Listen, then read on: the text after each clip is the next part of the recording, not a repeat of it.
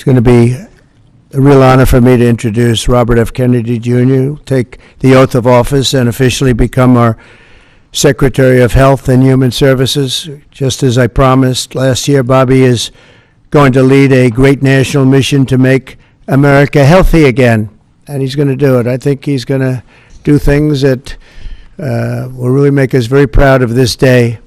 Like his father, Senator Robert F. Kennedy, and his uncle, President John F. Kennedy, Bobby has devoted much of his life to serving his fellow Americans in his campaign for president, and he was a very tough competitor. I did not like it at all. I said, let's get him on my side. But in his campaign for president in 2024, Bobby brought together a coalition of supporters across party lines, and he really worked very hard, and he had tremendous support, unbelievable support, and I think a lot of that support came my way when we decided to do a little merger, and it was really great, and it was very loyal, incredible people. They believe in him so strongly because he's a fierce advocate for the health of our children and for the values of free speech, democracy, and peace. And people are going to be very impressed, I have no doubt. I've known him a long time. He's been a friend of mine a long time.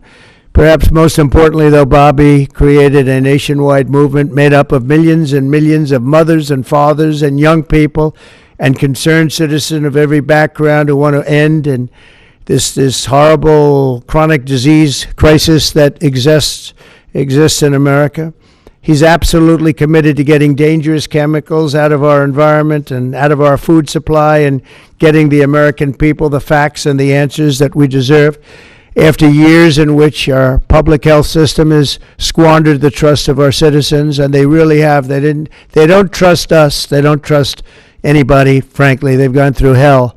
There's no better person to lead our campaign of historic reforms and restore faith in American health care.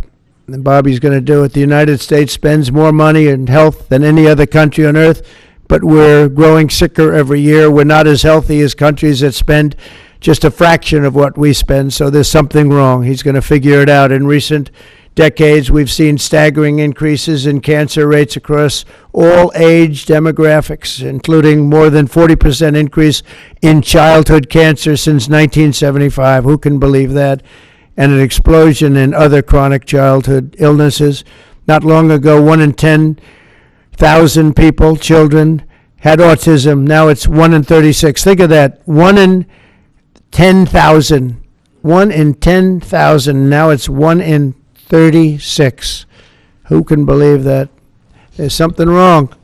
There's something wrong. And I think it's something that can be found out. In 2022, more than 40% of children had at least one chronic health condition, and today nearly 80% of young adults do not qualify for military service, in large part for health reasons. Think of that, 80%. Something is wrong, and that's why immediately after Bobby is sworn in, I will be signing an executive order establishing the President's Commission to make America healthy again. We have some great people on that commission.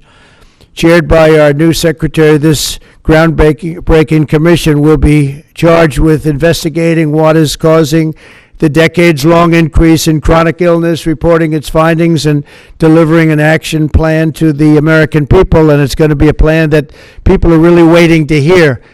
Bobby, I want to thank you. You've gone through a lot. It's taken great courage. You've been amazing, actually. I'd call him and say, you're going to be okay. And he said, I know, I really do. He's really been supported amazingly by Cheryl and his family. And it was very tough. It was a very nasty group of people that were after him, but he was tougher and he was smarter than they are. And that's why he's here today. There are very few people that could have withstood the assault, but he was able to. So I just want to congratulate you, and we have a very special person here to swear you in, a man that I think has done I think he's just an amazing man. As you know, his name happens to be Gorsuch, and he's a member of the Supreme Court in extremely good standing. He's highly respected by everybody. And I didn't know, are you two friends or something? Or did this just happen to be? the justice. Did this just happen to be the luck of the draw? What happened? I reached out to him. Did you reach out? Well, you reached out to a very good man. So please, if you would, thank you very much.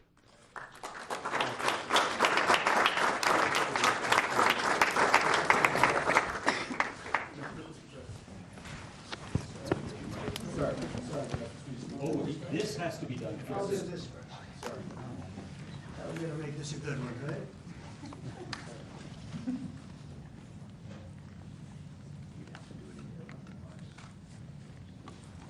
Okay, it's good so far. Good. It's a 10.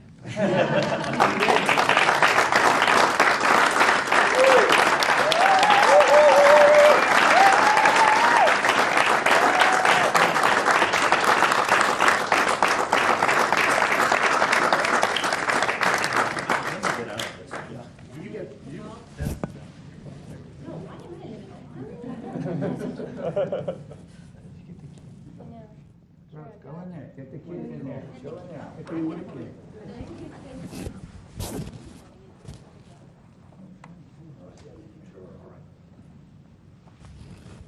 Over here, please.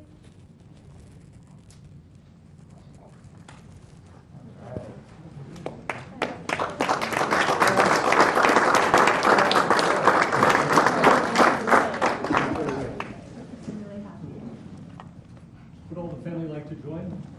Yes, sure.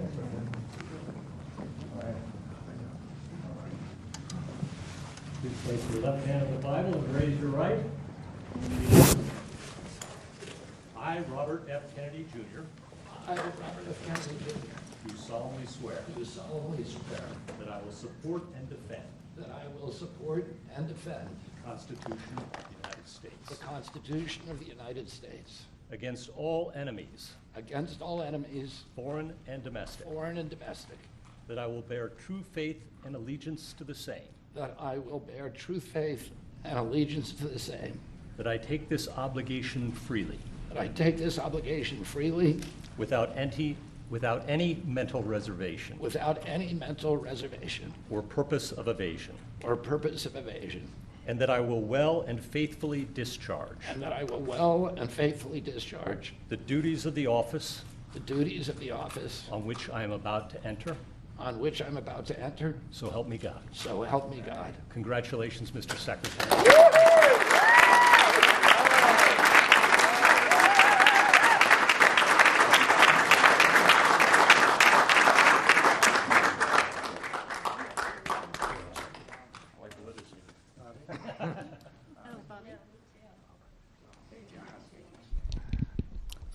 I want to begin by thanking President Trump for giving me this extraordinary opportunity. And I want to introduce my family and thank them for being here. My wife, Cheryl, my cousin, Anthony Shriver, my daughter, Kik, my other daughter, Kira, Catalina Shriver, Joey Shriver, Jackson Hines, and Amaryllis Kennedy. Oh, and I want to thank all of you for your support and throughout this whole 2.5-year journey. My first time in this Oval Office was in 1961, and I came here to meet or 1962. I came here and I had a meeting with my uncle, who was president then, where we talked about the environment. He was involved deeply, as we all know, in restoring physical fitness to this country. He challenged at one point during his administration, he challenged Americans to do a 50-mile walk, which I ultimately did. But I remember the day that my father completed his walk. We were staying up at Camp David. And my father came in after 18 hours walking on the CNO towpath with his feet bleeding and blisters on them. My father had one of his best friends was Al Lowenstein. And Al Lowenstein ultimately was a congressman from New York who was assassinated himself in 1980.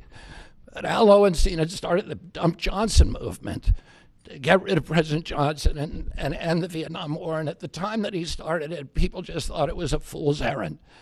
And ultimately, he asked my father to run for president against Johnson. My father wouldn't do it at that time, and he asked Gene McCarthy. McCarthy did it, and he joined that campaign. And my father ultimately ran, and Johnson then dropped out. So Al Lowenstein succeeded. And although Al Lowenstein was on the other side now, running against my father with Gene McCarthy, my father wrote him a note, a quote from Emerson, where he said, if a single man plant himself firmly on his own ideal and there abide, the whole wide world will come round to him. For 20 years, I've gotten up every morning on my knees and prayed that God would put me in a position where I can end the childhood chronic disease epidemic in this country. On August 23rd of last year, God sent me President Trump. And he gave me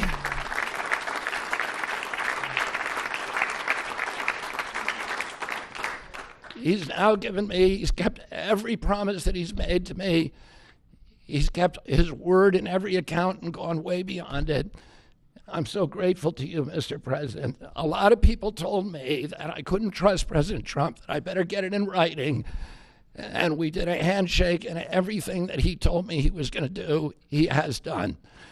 And I'm so grateful to him, and I've told you before, I genuinely believe that you are a pivotal historical figure, and you are going to transform this country at a time when we see all of the indicia of democracy now in tatters in our country. We see the rise of the military-industrial complex, the rise of totalitarianism, these attacks on our Constitution, and this breathtaking epidemic that is disabling our people. President Trump has promised to restore the American dream in this country. A healthy person has 1,000 dreams. A sick person only has one. 60% of our population has only one dream, that they get better. President Trump has promised that he's going to restore America's strength. But we can't be a strong nation if we have a weak citizenry.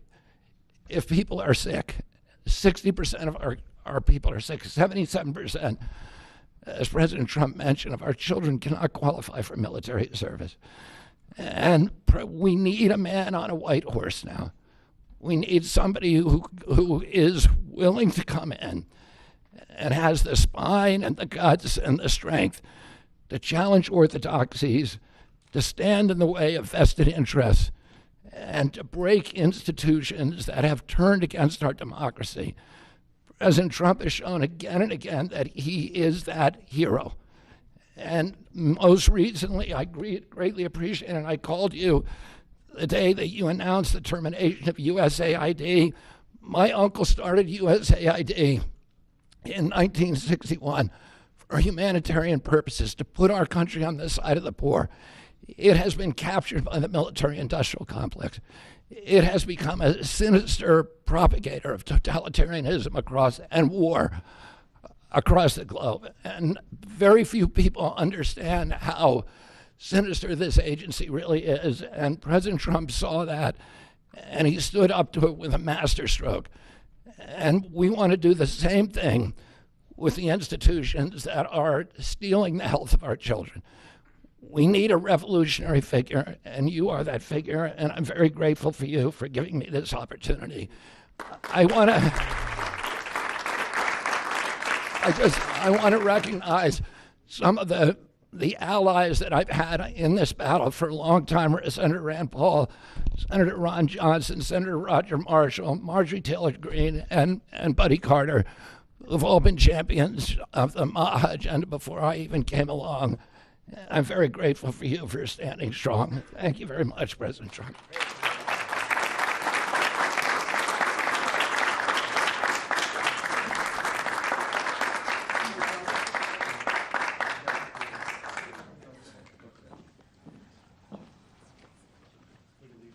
Mr. Secretary, if I could ask, what plans do you have immediately at HHS now that you're sworn in, sir?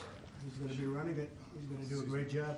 What would you like That's to my see to do plan. first, Well, Mr. he's going President? to find out a lot of secrets that have been maybe kept from us, but he's going to come up with some solutions to some big problems, health problems. And I think he's going to go down in the record books. I really have confidence. This group has great, even Rand has confidence, and that doesn't happen often.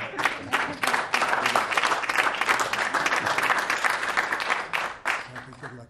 Good If I luck. could ask you, Mr. Secretary, do you plan to fire anyone immediately, or what are your plans on day one, which I guess is today? Our plans are radical transparency and returning gold standard science to NIH, to FDA, and CDC, to ending the corruption, ending the corporate capture of those agencies, getting rid of the people on those panels that have conflicts of interest, so we can do unadored and unimpeded science rather than the kind of product that is coming out of those agencies today. Mr. Secretary, may I ask, how do you address concerns that some Americans may have about your stance on vaccine? When people actually hear what I think about vaccines, which is common sense, which is vaccines should be tested, they should be safe, everybody should have informed consent, people are reacting because they hear things about me that aren't true. They hear characterizations of things that I've said that are simply not true. When they hear what I have to say actually about vaccines, everybody supports it. Mr. Kennedy, Kara Kashinova from Lindell TV. What's your message to Democrats in the Senate that fought so hard to keep you from taking this position? And congratulations, by the way. And President Trump has promised to be the president for all Americans, and he has said to me that he understands that there's no such thing as Republican children or Democratic children. All of our children need to be protected, and whether you're in a blue state or red state, I'm going to do everything I can to work with you, whether you're Democrat or Republican, to restore child's health in this country. Mr. Secretary. Great job. Great job. Thank you all very much.